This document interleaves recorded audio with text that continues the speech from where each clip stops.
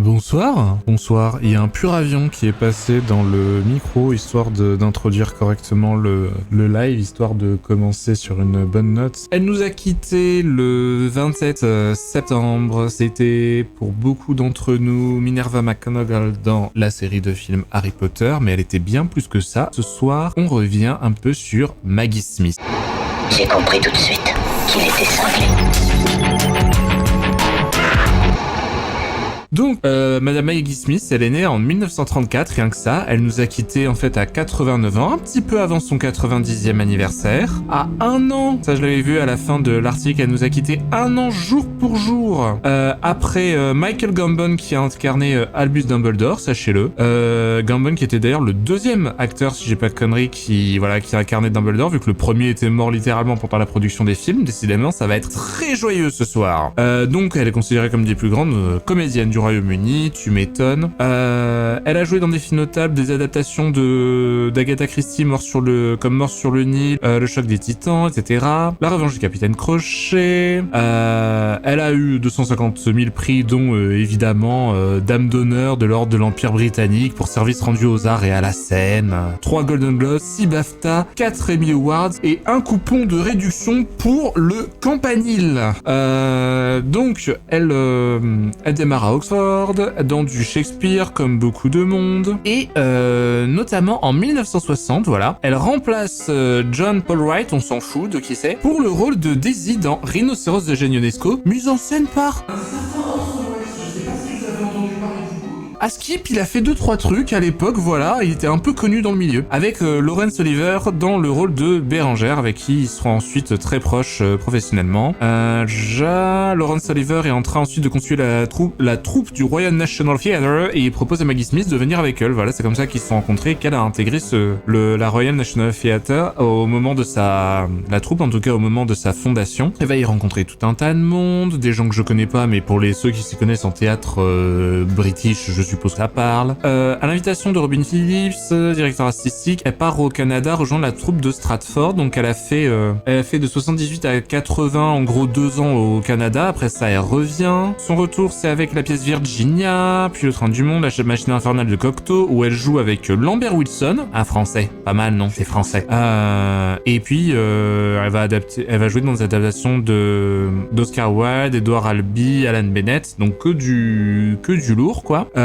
Donc c'est pour la partie, on va dire, théâtre, où voilà, il faut bien comprendre un truc, qu'il y a beaucoup d'acteurs qu'on connaît pour la performance cinoche, mais qui en fait sont des très gros monuments du théâtre, surtout et avant tout. On en a quelques-uns en France, dont beaucoup de membres, par exemple, de la troupe du théâtre du Splendide, d'où le nom. Et Maggie Smith fait partie de cette tradition d'être avant tout une grande actrice de théâtre. Enfin, elle a fait rapidement du cinéma, mais elle a ensuite percé sur le grand écran après avoir été une vedette de théâtre. Donc en fait, elle arrive dans le cinéma en 58, assez tôt. Je vous rappelle qu'elle est née en 1934, donc en 58, elle va gentiment sur ses 24 ans, dans Hôtel Infernal, aux côtés d'Elizabeth Taylor, Elle interprète Desdemone dans Othello, donc encore de l'adaptation de Shakespeare, cette fois pour le cinéma, où elle obtient sa première nomination pour l'Oscar de la meilleure actrice dans un second rôle. Donc nomination, ça veut pas dire qu'elle a eu le prix, mais tout de même GG. Elle remporte son premier Oscar pour les belles années de Miss Brody.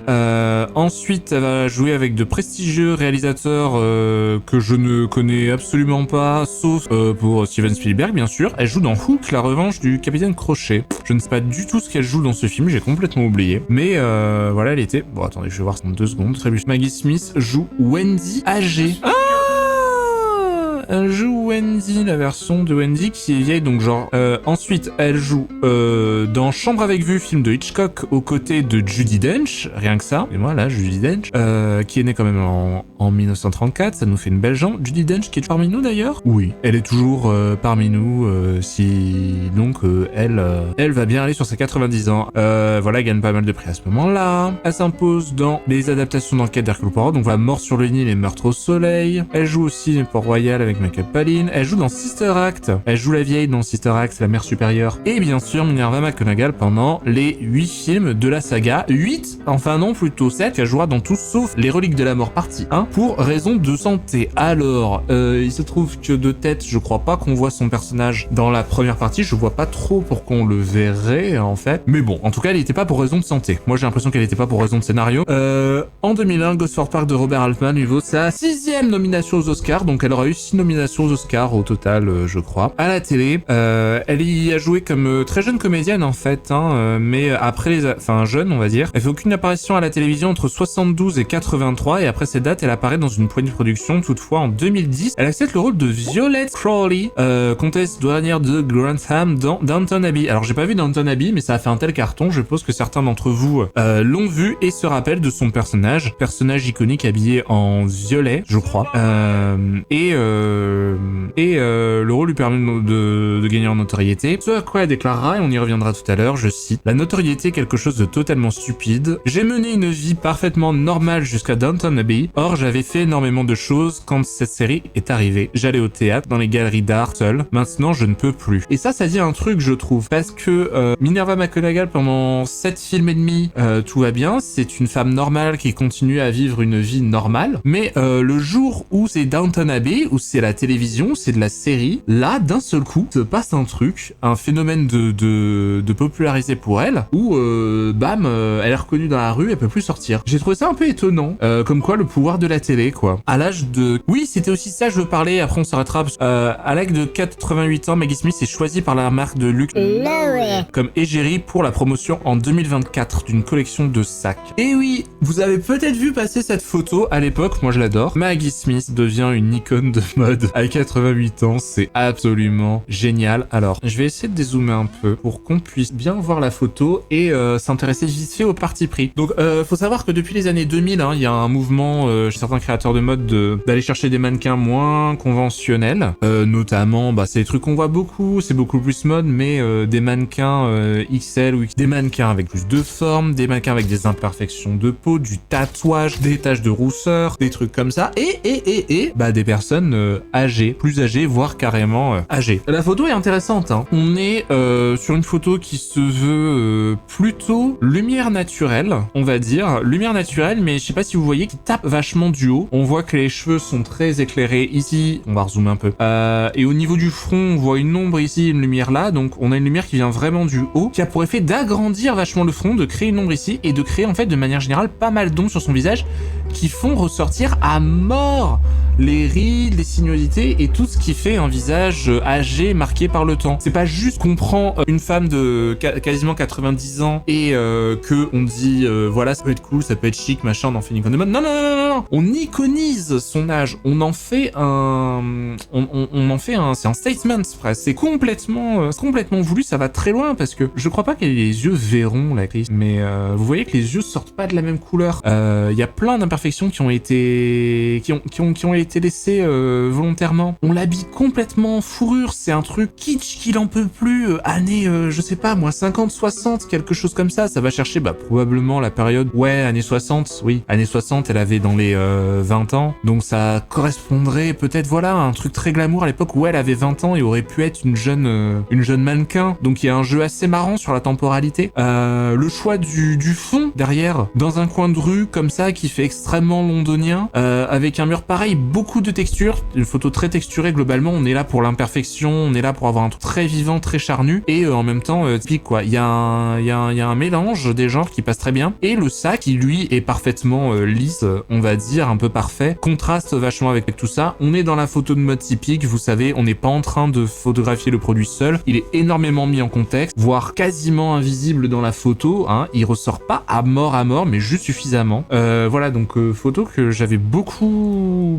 aimé quand elle est sortie. Effectivement, Maggie Smith s'était prêtée au jeu. On peut passer vite fait si vous voulez sur cet article là. Cette image nous a donné du baume au cœur cette semaine. L'actrice que la génération Y connaît pour Downton Abbey, Sister Act et Harry Potter et la nouvelle l'égérie de Loé.